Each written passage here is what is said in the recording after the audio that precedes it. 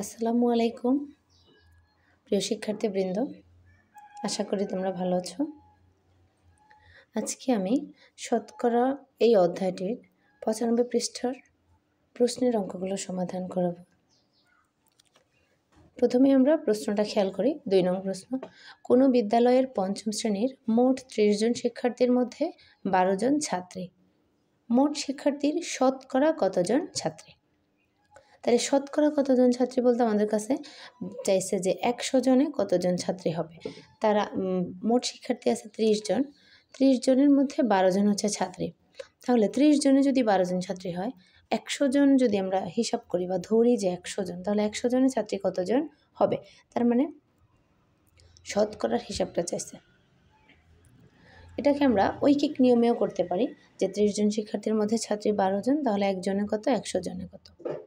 এটা আমরা ওভাবেও করতে পারি, আবার আমরা এটাকে ভগ্নাংশ আকারেও করতে পারি। যেমন মোট ছাত্রী হচ্ছে কি 30 জনে 12 জন, তাহলে 30 জনে যদি 12 জন হয়, শতকরা কত হবে?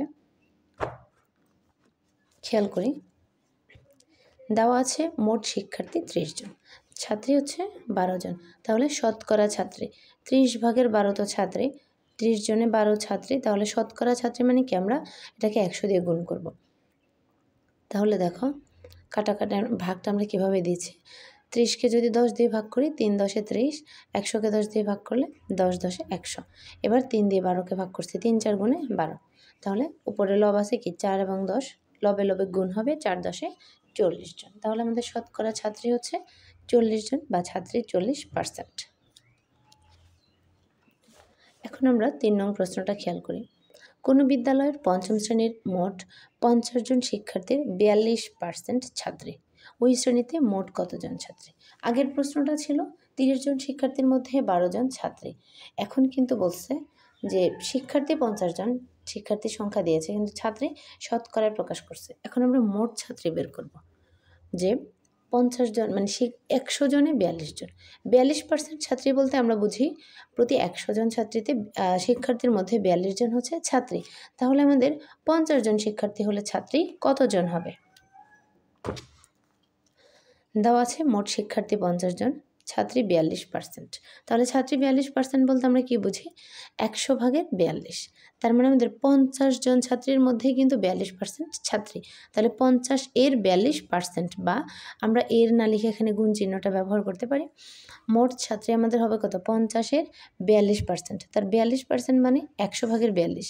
এটাকে যদি আমরা সাধারণ ভগ্নাংশে প্রকাশ করি, তাহলে 50 এর 100 ভাগের 42 ছাত্রী। এবার আমরা যদি ভাগ দিই, দেখো 50 দিয়ে 100কে ভাগ করলাম, 50 2 গুণে 100, 2 দিয়ে 42কে ভাগ করলাম, 21 2 গুণে 42।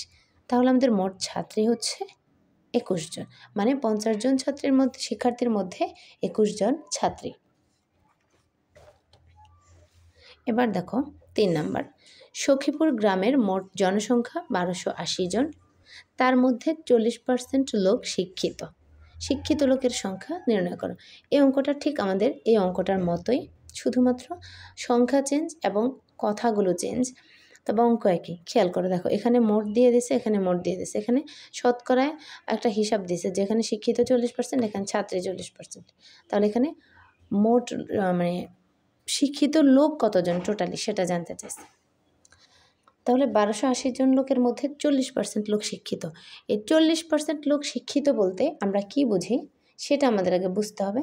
প্রিয় শিক্ষার্থীবৃন্দ, 40% লোক শিক্ষিত বলতে আমরা বুঝি যে প্রতি 100 জন লোকের মধ্যে শিক্ষিত হলো 40 জন। তাহলে আমরা খেয়াল করি, দেওয়া আছে মোট জনসংখ্যা 1280 জন, শিক্ষিত লোক 40%, বা 40%কে আমরা সাধারণ ভগ্নাংশে প্রকাশ করলে কত হয়? 100 ভাগের 40। তাহলে মোট শিক্ষিত কত হবে? 1280 জনের মধ্যে 100 ভাগের 40 জন হচ্ছে শিক্ষিত। তাহলে মোট শিক্ষিত বের করব। এবার আমরা কাটাকাটি দেব। 40কে যদি 10 দিয়ে ভাগ করি, 4 10 40, 100কে যদি 10 দিয়ে ভাগ করি, 10 10 100। এবার 10 দিয়ে যদি আমরা 1280কে ভাগ করি, এখানে একটা শূন্য আছে, এখান থেকে একটা শূন্যই কাটা যাবে। তাহলে 10 দিয়ে এটাকে ভাগ করলে আমরা পাচ্ছি 128। তাহলে মোট শিক্ষিত 128 এবং 4-এ গুণ করলে 512 জন। মোট শিক্ষিত 512 জন।